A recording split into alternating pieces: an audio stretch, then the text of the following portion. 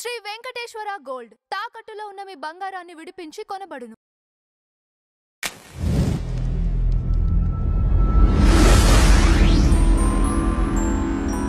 షిరిడీలోని సాయిబాబా చెప్పలేక కాదు, అక్కడికి వెళ్ళి ఆ పనిపిల్ల కాకసార దీక్షిత్ ఇంట్లో పనిపిల్లి ఉంటుందని సాయిబాబాకి ఎట్లా తెలుసు? అది విలేపార్లే ముంబైలో కూర్చోబెట్టి చెప్తే వారం పట్టొచ్చు, నెల పట్టొచ్చు, సంవత్సరం పట్టొచ్చు ఆయనకి ఇది అర్థం అవ్వడానికి. కానీ అక్కడికి పోతే సింపుల్ గా అర్థమైంది కదా. ఇదే దత్తాత్రేయ తత్వంలో అయితే ఇందాక నేను అవధూతోపాఖ్యానం గురించి చెప్పాను కదా భాగవతంలో. మీరు అందులో చూస్తే కూడా ఎంత గొప్ప మహాపురుషుడైనా సరే ప్రకృతి నుంచి జ్ఞానం పొంది మనకిచ్చినట్టు మనకి ఎక్కడన్నా ఉందా? గురువు దగ్గర నుంచి పొంది మనకిచ్చినట్టు ఉంటది.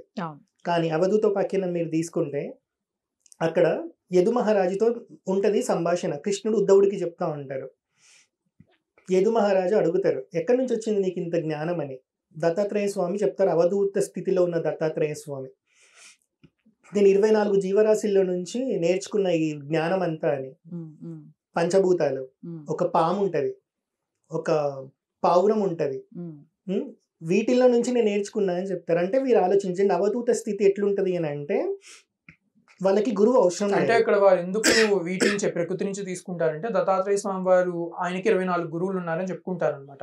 ఇది మనకి భాగవత పురాణం. 24 గురువులు మీకు ఎక్కడ ఒక మనిషి కనబడ్డు, మనిషి కూడా కనిపిస్తాడు. ఎలాంటి మనిషి కనిపిస్తాడు అంటే తత్వంతో ఉంటాడు. అయితే పంచభూతాలు ఉంటాయి, కొండ చిలువ ఉంటది, కొండ చిలువతో పాటుగా ఒక వేశ్య ఉంటది, వేశ్య ఉంటది, కన్య ఉంటది. అలానే మనం ఇంకా ఏంటంటే ప్రకృతిలో ఉన్నటువంటి అన్ని విషయాలు ఉంటాయి అనమాట. మనం రోజు చూసేటువంటి వాటిలో తేనె తీగలు ఉంటాయి, ఆ తేనె తీసేవాడు కూడా అందులో. అలా 24 గురువులు ఉన్నారు. అందులో ఒక్కదాని గురించి చెప్తా. ఎందుకు అని అంటే మనం అన్ని చెప్పుకుంటా వెళ్ళిపోతే ఇంకా సమయం సరిపోదు అనమాట. సో ఒక్కటే ఎందుకు చెప్తానంటే అవధూత తత్వం నిరంతరం అది మనకి ప్రస్ఫుటంగా కనిపించేది అందులో ఉంటది. అందులో ఆయన పంచభూతాల్లో ఆయన గురువుగా చెప్పుకున్నారు. అందులో గాలి గురించి చూద్దాం. వాయువు. ఇప్పుడు వాయువు ఉంది, సుగంధ పరిమళ భరితమైనటువంటి ప్లేస్ ఏదో ఉంది, నేను అక్కడ సెంట్ పెట్టాను. అది సెంట్ అని నాకు ఎలా తెలుస్తుంది? గాలి వల్లనేగా తెలుస్తుంది. కానీ నిజానికి గాలి యొక్క మాలిక్యులర్ ఫార్ములా ఏమన్నా మారుతుందా? నేను ఒక కెమిస్ట్ని, ఆర్గానిక్ కెమిస్ట్ని, ఆ పరిభాషలోనే చెప్తాను అర్థం అవడానికి అందరికి. సో మనకి గాలి ఏ రకంగా ఉంటది? ఆక్సిజన్, నైట్రోజన్ ఈ కంపోజిషన్ తో ఉంటది. ఆ కంపోజిషన్ ఏమన్నా మారుతుందా?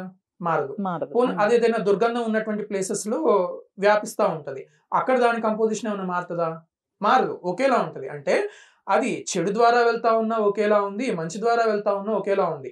ఇటువంటి తత్వాన్ని నేను ఆ గాలి నుంచి తీసుకున్నాను అనేటువంటిది దత్తాత్రేయుల వారు నాకు ఉన్నటువంటి గురువుల్లో గాలి కూడా ఒకటని చెప్తారండి. ఎవరైనా ఇప్పటివరకు చెప్పారు దత్తావతారంలో మనకి ఇట్లాంటివన్నీ కనిపిస్తాయండి. ఇలా ప్రకృతి నుంచే వాళ్ళు ఉదాహరణలు తీసి చెప్తారు. ఇక్కడ బాబా వారు చేసింది కూడా అదే అనమాట.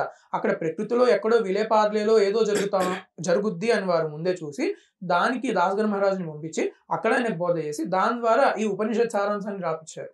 రైట్. అయితే ఇక్కడ ఇంకొక విషయం అండి, ఫకీరు, సాయి బాబా లేదంటే బాబా అంతవరకు ఓకే. ఇది నాగ సాంప్రదాయం గురించి. ఫకీర్ అంటే ఏంటి నేను చెప్పాక చెప్పండి. కానీ సాయి రామ్ అని రాముణ్ణి కూడా సాయి పక్కన చేర్చడం ఎంతవరకు కరెక్ట్? సింపుల్. ఒకటే పాయింట్ లో ఫకీర్ అనే పాయింట్ తీసుకుందాం. ఫస్ట్ మహారాష్ట్రలో మొన్న ఫకీరియత్ అని ఒక సినిమా వచ్చింది. అన్ననే చెప్పారు నాకు, మొన్న సెప్టెంబర్ లో రిలీజ్ అయింది. ఏంటండి అది? ఫకీరియత్ 2025 సెప్టెంబర్ లో రిలీజ్ అయింది సినిమా. మరి ఇక్కడ సాయిబాబా ఫకీర్ కాబట్టి ముస్లిం అనుకుందాం. మరి మహావతార్ బాబా ఫోటో పెట్టి ఫకీరియత్ అని సినిమా పేరు పెట్టారు. అందులో రామకృష్ణ పరమహంస ఉన్నారు, పరమహంస యోగానంద ఉన్నారు కదా, ద ఆటోబయోగ్రఫీ ఆఫ్ యోగి ఉంటుంది. ఆయన గురువైన లాహిరి మహాశయ ఉన్నారు, అకల్కోట స్వామి సమర్థ ఉన్నారు, వీళ్ళందరూ కూడా ఉన్నారు అన్నట్టు. ఆ సినిమా యాక్చువల్ గా క్రియాయోగం ని బేస్ చేసుకొని వచ్చింది అనమాట. మహావతార్ బాబాజీ పరంపర మొత్తాన్ని చూపించారు. సో అందులో ఏంటంటే ఫకీరియత్ అనే మూవీ ఆ పేరుతో తీసారనమాట. సో ఇప్పుడు మరి మహావతార్ బాబాని ఫకీర్ అంటారా, లాహిరి మహాశయని ఫకీర్ అంటారా, రామకృష్ణ పరమహంసని ఫకీర్ అంటారా, లేకపోతే వీళ్ళందరినీ ఫకీర్ అన్నందుకు తీసిన వాళ్ళ మీద కేసులు వేస్తారా? కాదు కదా. సో ఇక్కడ ఫకీర్ అని అంటే ఇప్పుడు ఇందాక నేను చెప్పాను మాణిక్ ప్రభు గురించి. మాణిక్ ప్రభు దగ్గరికి నిజాం సర్కార్ వాళ్ళు ఒక అతన్ని పంపిస్తారు, లైక్ ల్యాండ్ ఇస్తాం సంథింగ్ అనేదో ఇద్దరి మధ్య డిస్కషన్ జరుగుతుంది. అప్పుడు మాణిక్ ప్రభు ఏమంటారు తెలుసా, నేను ఫకీర్ని, నేనేం చేసుకోవాలి ఇదంతా, ఇప్పుడు నేను ఎక్కడైతే ఉంటానో అది దత్తస్వామిది అని అంటారు అన్నట్టు. ఆయనే ఫకీర్ అన్నారు. సరే, ఇది పక్కన పెడదాం. శృంగేరి పీఠాధిపతులు చెప్పాను కదా, ఉగ్ర నరసింహ భారతి స్వామి ఎప్పుడైతే మాణిక్ ప్రభు సంస్థానానికి వచ్చారో ఆ చాప్టర్ పేరు ఏమని పెట్టారు తెలుసా? ద ఫకీర్స్ ఎంపైర్ అని పెట్టిరు వాళ్ళ అఫీషియల్ బుక్ లో. మరి ఇప్పుడు మాణిక్ ప్రభు ముస్లిం అవుతాడా? అవ్వరు కదా. అక్కల్కోట స్వామి సమర్థ బుక్ లో మీకు అట్లాంటివి కనిపిస్తాయి. ఇక్కడ ఫకీర్ అని అంటే ఎట్లా అర్థం చేసుకోవాలంటే మహారాష్ట్ర, పంజాబ్ ఇట్లాంటి ప్లేసెస్లో మీకు ఫకీర్ అని అంటే మెటీరియలిస్టిక్ థింగ్స్ అన్నిటిని వదిలేసిన వాడు అని చెప్పి అర్థం. అంటే సంసారిక జీవితాన్ని మొత్తం త్యజించిన వాడు అని అర్థం అన్నట్టు. వాళ్ళని ఎవరినైనా ఫకీర్ అనే అంటారు. ఇప్పుడు ఫకీర్ అనే పదంలో మనం తెలంగాణలో తీసుకొని ముస్లిం అని అంటే లేకపోతే బిచ్చగాడు లేకపోతే ఇంటికి వస్తుంటారు కదా ఊదేయడానికి, అట్లా తీసుకోవద్దు. వాళ్ళ ప్లేస్ లో ఫకీర్ అని అంటే అన్నిటిని వదిలేసి త్యజించిన వాడు అంటే లైక్ మనకు సన్యాసి అని. ఇంకొకటి ఏంటంటే అప్పుడు ఉర్దూ అనేది చాలా ఎక్కువ ఉండే, ముస్లిం రూలే ఉండే కదా నార్త్ టు సౌత్. ఈవెన్ మా ఇంట్లో వాళ్ళు కూడా ఓల్డ్ సిటీ నుంచే వచ్చినారు అన్నట్టు. వాళ్ళు ఎక్కువ ఉర్దూ మాటలు మాట్లాడేవాళ్ళు, మా తాత మా నాన్నమ్మ. ఇప్పుడు మా దగ్గర తగ్గిపోయింది, ఎందుకంటే మేము తెలుగు పీపుల్తో వీళ్ళతో తిరిగాను. వాళ్ళు అప్పట్లో ముస్లిమ్స్ ఇంకోటి ఆ ఎన్విరాన్మెంట్ లో పెరిగారు కాబట్టి. అలా ఇప్పుడు తెలంగాణలో మనము దాదా అంటే రౌడీ అట్లా అంటాం, వెస్ట్ బెంగాల్లో దాదా అంటే అన్న అని చెప్తాం. మన దగ్గర హస్బెండ్ చనిపోయిన వాళ్ళని ముండా అంటారు. పంజాబ్ లో ముండా అంటే పోరడు అని. అది తీసుకొని నువ్వు ఇక్కడ అక్కడ మాట్లాడే భాష తీసుకొని చెప్పి ఇక్కడ ఒక ఆడపిల్లని అంటామా? అనను కదా, గొడవలు అవుతాయి. సో ఒక్కొక్క స్టేట్ ఒక్కొక్క పదం ఉంటది. సో అట్లా బాబా అంటే మన దగ్గర బిజినెస్ చేయడానికి వచ్చి కాషాయం కట్టుకున్నాలని మనం అనుకుంటున్నాం. కానీ మహారాష్ట్రలో మరాఠీ ఫ్రెండ్స్ నాకు ఉన్నారు. అన్న మహారాష్ట్ర ఉన్నారు కదా చాలా రోజులు, అక్కడ 4 years ఉన్నాను దగ్గర. మహారాష్ట్రలో ఎట్లా అంటే బాబా అంటే తండ్రి అని. ఈవెన్ మా ఫ్రెండ్స్ ఇప్పటికీ వాళ్ళ ఫాదర్ ని బాబా బాబా అంటారు. అంటే ఇప్పుడు వాళ్ళ ఫాదర్ వీళ్ళతో బిజినెస్ చేసి మోసం చేయడానికి వచ్చిన దొంగ బాబానా. సో ఇప్పుడు మహారాష్ట్ర నుంచి సాధు సంతులు ఎవరైతే వస్తారో వాళ్ళని ఫకీర్ అనే అంటారు అన్నట్టు. సో అట్లా సాయిబాబా తనకి తానే ఫకీర్ అనుకున్నారు, జనాలు పిలిచినా పలికారు. మాణిక్ ప్రభు అయితే తనకి తానే అనుకున్నారు. మరి శృంగేరి పీఠాధిపతులు ఫకీర్ సంస్థానానికి ఎందుకు వెళ్తున్నారంటే ఎవరైనా ఆన్సర్ చెప్తారా? చెప్పరు కదా. సో ఒక పదాన్ని మనం ఏ స్టేట్ లో ఎలా వాడాలో అలానే వాడి దాని అర్థం ఏంటో తీసుకొని అంతవరకే ఉంచితే బాగుంటది. ఒక స్టేట్ లో వాడిన పదాన్ని బూతులాగా భారతదేశం మొత్తం చూస్తే కుదరదు. ఇది ఫస్ట్ పాయింట్ అన్నట్టు. అది ఇంకొకటి, ఇప్పుడు బాబా వారితో పాటుగా సాయితో పాటు సాయి రామ్ చేస్తున్నారు అని కొంతమంది పిచ్చవాళ్ళు అడిగే క్వశ్చన్ అనమాట ఇది.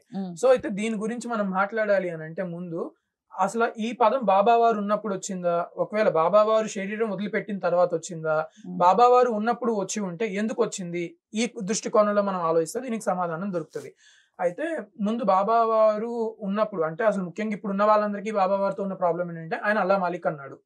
అసలు బాబావారి మొత్తం చరిత్రలో చూస్తే శుద్ధ అద్వైత మార్గం ఉంటుంది, కంప్లీట్ గా అద్వైతం అదంతా.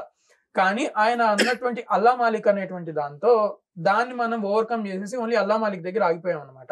అయితే బాబా వారు ఇప్పుడు హిందువులు వచ్చారనుకోండి వాళ్ళ దగ్గరికి వెళ్ళి అల్లా మాలిక్ అంటారు, ముస్లిమ్స్ వచ్చారనుకోండి వాళ్ళ దగ్గరికి వెళ్ళి రాముడి గురించి మాట్లాడతారు, నువ్వు పూజిస్తున్న రహీము రాముడే అని చెప్తారు. అది సచరిత్రలో ఉందన్నమాట. అలా ఆయన చాలా సార్లు ఇటు ఎలా ఏ రకంగా అయితే అల్లా నామాన్ని స్మరిస్తా ఉన్నారో అన్నే సార్లు వాళ్ళు రామనామాన్ని కూడా స్మరిస్తారు. ఎందుకంటే సకల మత సాంప్రదాయం అని ఇందాక చెప్పారు, మాణిక్ ప్రభు నుంచి వచ్చింది, సాయిబాబా నుంచి కాదు. సో ఇప్పుడు ఒక ఊర్లోకి వచ్చినప్పుడు ముస్లిమ్స్ ఉన్నారు, హిందూస్ కూడా ఉన్నారు. డివైడ్ చేసి రూల్ చేయడం బెటరా, లేకపోతే అందరితో పాటు ఉండి అందరికీ ఒకే జ్ఞానం బోధించడం బెటరా? సో అలా ఆ రకంగా వారు సకల మత సాంప్రదాయాన్ని తీసుకెళ్తే ఈ రకంగా అన్నారు.